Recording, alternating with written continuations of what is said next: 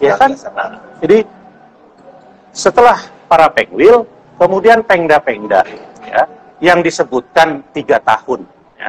Nah, sekarang sudah tahun 2023.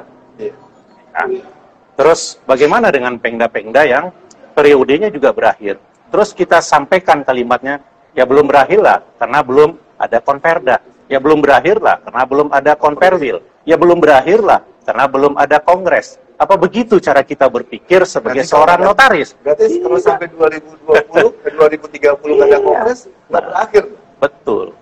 Jadi poinnya ya, saya secara pribadi ya prihatin. Nah, lalu Pak, aku saya terus belum dapat gambaran tanggapan Abang secara bukan menyeluruh ya, dari kacamata Bang Eki terhadap isi surat itu bagaimana? Ya, saya sebut pasti tadi. Dibaca lah ya. Ya, saya sedih gitu ya.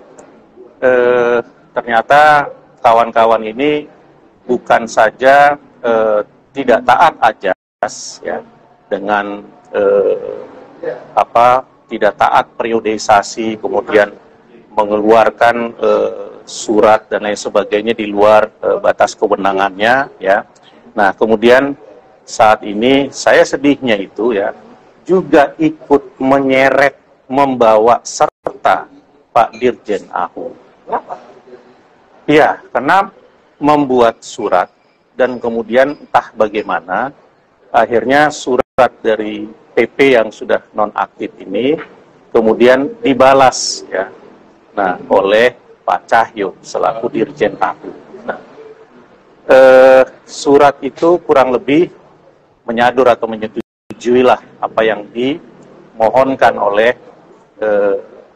YW dan HG gitu yang menandatangani surat atas nama PPINI. Nah, sementara kita tahu gitu ya, bukan berarti tidak ada keterkaitan antara notaris dengan Kemenkumham ya, karena jabatan notaris itu diangkat ya, diberhentikan, kemudian pindah kedudukan itu juga semua berawal dari SK Kementerian Hukum dan HAM ya, betul ya, dalam jabatannya. Tetapi di dalam berorganisasi ada kebebasan berserikat ya untuk berpendapat. Undang-Undang Dasar 45 saja sudah mengakomodir itu. Bahkan ya di Undang-Undang Nomor 2 tahun 2014 sebagaimana perubahan 30 tahun 2004 tentang jabatan notaris, di pasal 82 itu jelaskan disebutkan ayat 1, ayat 2, ayat 3, ayat 4 ya. Poinnya adalah tentang kemandirian, satu-satunya Ikatan Notaris Indonesia, kemandirian, kemudian aturan-aturan yang ada di internal itu ya, anggaran dasar, anggaran rumah tangga itu ditentukan sendiri oleh anggota, ya kan? Di ayat 5-nya itu betul, ya, fungsi pengawasan dan pembinaan dilakukan oleh menteri melalui peraturan menteri. Kita tahu dari tahun 2014 sampai tahun 2022 itu belum ada peraturan menteri itu keluar. Kenapa? Ya, tentu karena kementerian melihat pasal 82 itu ayat 1, ayat 2, ayat 3, dan ayat 4. Ya, kemandirian. Memberikan kebebasan kepada para anggota untuk mengatur dirinya sendiri.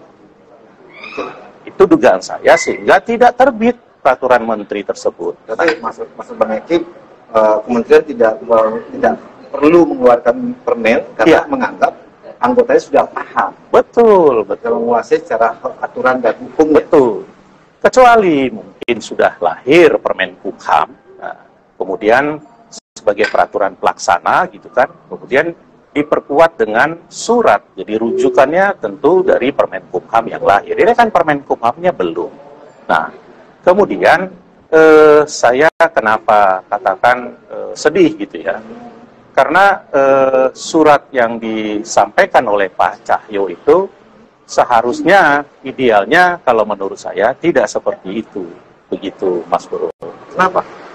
Karena begini, ya, ada upaya lain. Kita ini kan harus menjaga nama baik, kewibawaan, eksistensi dan lain sebagainya Kementerian Hukum dan HAM. Itu harus kita jaga. Bagaimana cara menjaganya? Jadi untuk hal-hal yang bukan merupakan kewenangan, ya, yang melampaui batas kewenangan, itu kita harus ingatkan gitu. Karena dari beberapa waktu, ya, ini sejujurnya saya sampaikan kenapa saya sedih dan prihatin gitu. Di periode terakhir ini, ya, kita tahu ada produk dari Kemenkumham, yaitu tentang ujian pengangkatan notaris. Nah, dan kemudian itu dibatalkan oleh Mahkamah Agung, ya kan? Yang ini berkaitan dengan pengangkatan notaris sebagai salah satu syarat. Kemudian yang terakhir, peningkatan PPKJM itu juga, gitu kan? Jadi idealnya itu menurut saya organisasi tentunya di tingkat pusat yang memberikan masukan apakah ini perlu atau tidak, gitu kan? Kalau tujuannya, saya yakin ya Kemenkumham itu ingin memperbaiki kualitas notaris. Kita tahu saat ini banyak sekali permasalahan-permasalahan hukum dikarenakan mungkin ketidaktahuan, ya, atau lupa, namanya juga manusia punya keterbatasan. Ya mungkin saja ada yang nakal melakukan sesuatu yang merugikan masyarakat. Nah, fungsi pengayoman ini tentu ada di pemerintah.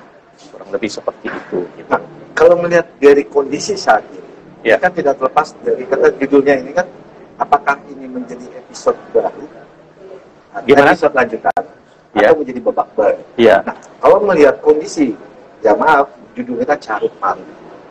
Dan kalau tidak salah, pernah kita diskusi ya, masalah polarisasi tadi. Ya.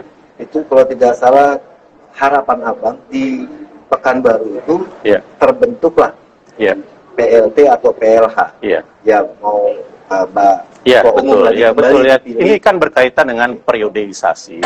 Ya. Di Riau itu adalah kesempatan emas harusnya.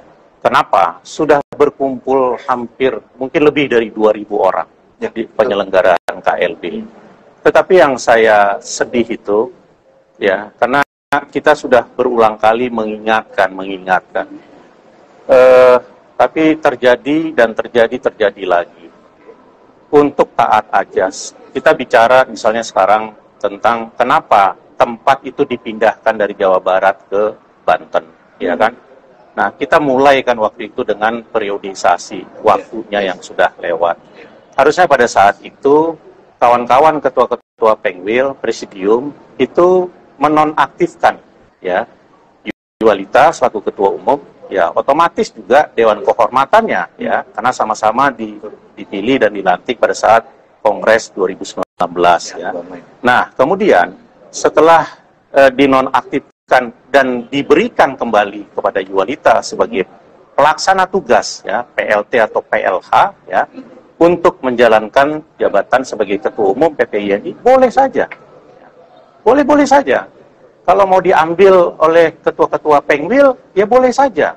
Atau misalnya diserahkan kepada baca ketum gitu kan, kalau memang pada saat itu sudah ada, tapi pada saat itu kan belum ada. Nah, itu boleh saja. Jadi itu sudah bisa menjadi salah satu dasar bahwa dia sudah bisa menjalankan jabatan sebagai ketua umum. Tetapi prihatinnya itu, sudahlah kita datang ke Pekanbaru, ke Riau itu menghabiskan waktu kurang lebih 6 hari, ada yang seminggu gitu ya, uang yang keluar, ya, biaya transportasi, akomodasi, transportasi, meninggalkan keluarga gitu kan. Tiba-tiba KLB itu hanya 15 menit saja, hasilnya tidak ada hasil. Dan semua bergembira ria. Itu ya di Riau. Sebelumnya 2 kali RP3YD itu juga tidak menghasilkan apapun.